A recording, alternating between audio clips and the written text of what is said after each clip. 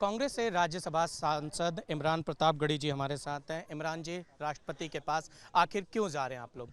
हम राष्ट्रपति के पास इसलिए जा रहे हैं क्योंकि मोदी सरकार देश की जनता की पीड़ा को सुनना नहीं चाहती। हमने सदन में भी बोल के देख लिया, हमें सस्पेंड किया गया, 27 सांसद सस्पेंड किए गए, तो वो हमें सुनने को तैयार नहीं। हम उनसे कहना चाहते हैं कि जनता त्रस्त है। आपने आटा, चावल, पनीर, दूध, छाछ, लस्सी, यहां तक कि पेंसिल तक बच्चों की महंगी कर दी। आपने वो 6 साल की बच्ची की चिट्ठी देखी थी ना, जो अपनी मतलब मां से चिट्ठी लिख करके प्रधानमंत्री जी को चिट्ठी लिख के कह रही है कि सब कुछ महंगा हो गया है।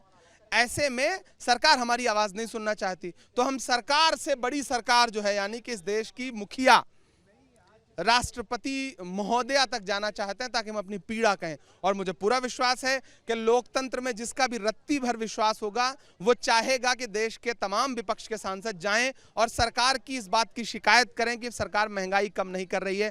गरबा तक जो धार्मिक आयोजन होता है उसके सामानों पर भी 18% जीएसटी लगा के उसे महंगा कर दिया गया है। सदन में वित्त मंत्री जी बड़े गर्व से कह रही हैं कि हमने अंतिम संस्कार के सामानों पर जीएसटी नहीं लगाई है, उन्हें महंगा नहीं किया है। एक उनका उल्लेखनीय काम अगर है तो वो ये है कि उन्होंने अंतिम संस्कार की चीजों पे जीएसटी नहीं लगाई है। हम इन सब की शिकायत करने राष्ट्रपति के पास जाना चाहते हैं। कह रही है कि विपक्ष इसलिए तिलमिलाया हुआ है क्योंकि ईडी की भ्रष्टाचार को लेकर कार्रवाई हो रही है। हम ये कह रहे हैं कि बीजेपी सबके खिलाफ ईडी इसीलिए छोड़ रही है क्योंकि महंगाई पे कोई बात ना करे, इनके कुकर्मों से कोई पर्दा ना हटाए, इसलिए विपक्ष को कुचल दो ईडी लगा करके, सीबीआई लगा करके, आईटी लगा करके। एक सूत्री प्रयास, सारी जांच एजेंसियां विपक्ष के खिलाफ इसीलिए छोड़ी जा रही हैं क्योंकि देश की जनता की महंगाई, जो पीड़ा है महंगाई की, उस पर विपक्ष बात न कर पाए। बात की जाए अलीगढ़ मुस्लिम यूनिवर्सिटी की, तो एक महामंडलेश्वर हैं यतीनानंद, उन्होंने एक पत्र लिखा है जिसमें कहा गया है कि वहां उससे मुसलमान शब्द हटाया जाए। वो जेल के बाहर हैं क्या अभी?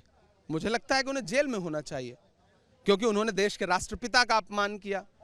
उन्होंने भारतीय जनता पार्टी की महिला कैबिनेट मंत्रियों के खिलाफ ऐसे अपमानजनक शब्द कहे हैं कि मुझे लग रहा है कि बेटी बचाओ बेटी पढ़ाओ बेटी बचाओ का नारा देने वाले प्रधानमंत्री जी और उस नारे को आगे बढ़ाने का दावा करने वाले मुख्यमंत्री योगी आदित्यनाथ जी कानून व्यवस्था की अगर दुहाई देते हैं तो उन्हें ऐसे लोगों को बाहर क्यों है, इस पे जवाब देना चाहिए। सवाल, मुसलमान शब्द हटाया जाता है तो कांग्रेस की क्या प्रतिक्रिया रहने वाली? नहीं, मुझे लगता है कि क्यों हटाया जाए।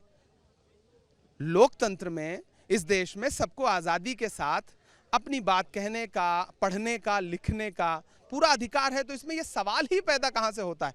सवाल से फालतू के सवाल निकालने का प्रयास क्यों होता है? तो ये थे हमारे साथ कांग्रेस सांसद इमरान प्रतापगढ़ी। वीडियो जर्नलिस्ट जैनेंद्र के साथ निशांत राय, न्यूज नेशन, दिल्ली।